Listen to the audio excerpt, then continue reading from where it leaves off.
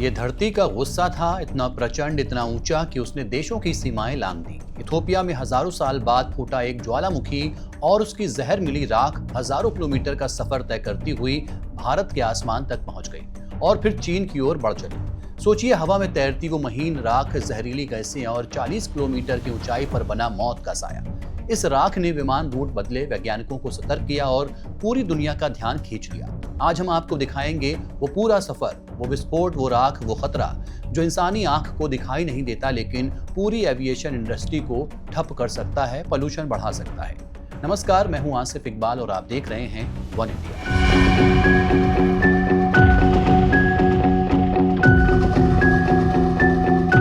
ज्वालामुखी का नाम है हेली गुब्बी। ये इथोपिया के अफार क्षेत्र में है जो दुनिया के सबसे भूगर्भीय रूप से सक्रिय इलाकों में गिना जाता है। ये जगह अफ्रीका के पूर्वी हिस्से में रेड सी तटरेखा से कुछ ही दूरी पर और एक ऐसी जगह पर है जहां धरती की पपड़ी लगातार टूट रही है, जिसे ग्रेट रिफ्ट वैली कहा जाता है। ये वही इलाका है जहां पृथ्वी की 3 टेक्टोनिक प्लेटें एक दूसरे से अलग हो रही हैं और जब प्लेटें खिंचती हैं तब ज्वालामुखी शांत नहीं रहती। हेली गुब्बी का ये विस्फोट बेहद दुर्लभ था।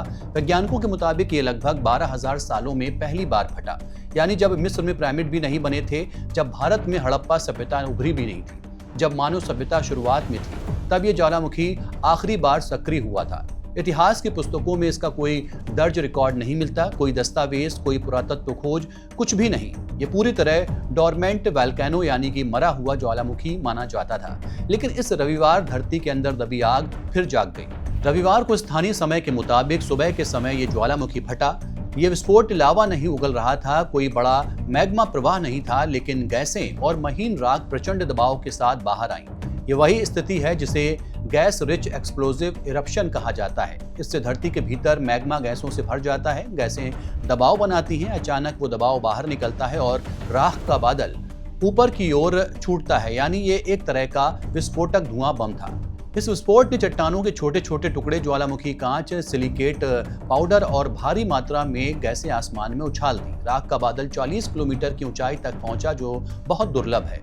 विस्फोट से निकली राख इतनी ऊंचाई तक इसलिए गई क्योंकि ज्वालामुखी के आसपास की हवा अचानक बहुत गर्म हो गई। गर्म हवा हल्की हवा होती है और तेजी से ऊपर उठती है। इसी उठती हवा ने राख और गैसों को भी साथ उठा लिया। इसके बाहरी कण तुरंत आसपास गिर गए। महीन कण वायुमंडल की ऊपरी परत तक पहुंच गए। यही वही परत है जहां से विमान उड़ते हैं। इथोपिया से उठी राख को हवा की दिशा ने पश्चिम की ओर ढकेला, सीधे एशिया की तरफ। ये यमन, ओमान से गुजरती हुई सबसे पहले गुजरात पहुंची, फिर हवा का रुख बदला। राख राजस्थान के ऊपर से गुजरी, इसके बाद दिल्ली, एनसीआर और फिर उत्तर प्रदेश। ये पूरा सफर कुछ ही घंटों में तय हुआ। भारत में इसकी ऊंचाई 10 से 14 किलोमीटर थी, यानी वही ऊंचाई जहां बोइंग और एयरबस जैसी अंतर्राष्ट्रीय उड़ानें उड़ती हैं। इसी वजह से सबसे बड़ा खतरा विमानों को था।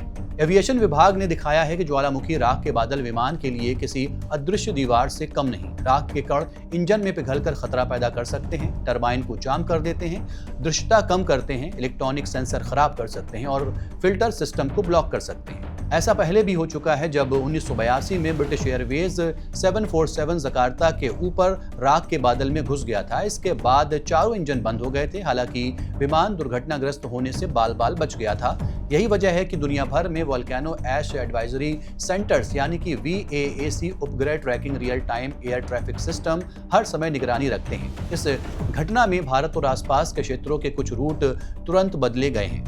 अब सवाल उठता है कि क्या ये राख के बादल खतरनाक होते हैं? राख में शामिल थी सल्फर डाइऑक्साइड, कार्बन डाइऑक्साइड और कई जहरीली गैसें। ये गैसें सांस से अंदर जाएं तो खतरनाक हो सकती हैं, लेकिन ये बादल बहुत ऊंचाई पर था, इसलिए धरती पर आम लोगों के लिए कोई खतरा नहीं था, पर विमानों के लिए ये अभी भी घातक था। हालांकि ज्वालामुखी की राख का सफर लंबा नहीं होता है। कुछ ही दिनों में हवा इसे फैलाकर कम कर देती है, बारिश और बादल इसे धो देते हैं, कण वायुमंडल से नीचे गिर जाते हैं, गैसें धीरे धीरे घुल जाती हैं। भारत मौसम विभाग ने कहा है कि मंगलवार शाम तक खतरा लगभग खत्म हो जाएगा।